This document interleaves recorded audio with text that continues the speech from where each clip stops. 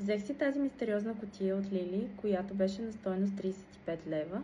Нека да видим какво се крие в нея. Това, което държа, е такъв околочен крем на марката Ретиноидин. Следващия продукт е Алоe Vera. Следващите продукти са само маски, така че нека ги разгледаме една по една. Първата маска се води за редуциране на бръчици и има това украшение, което трябва да прилича на панда. Втората маска е, ако сте случайно на път и ви трябва освежаваща маска. Тя съдържа биоселулоза и спомага кожата да се възстанови след дълго пътуване.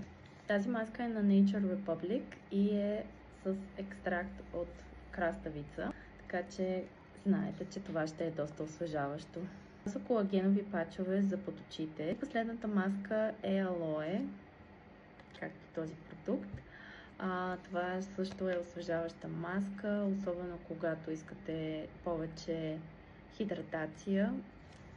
И така, това бяха маските. Коя маска вие си избирате?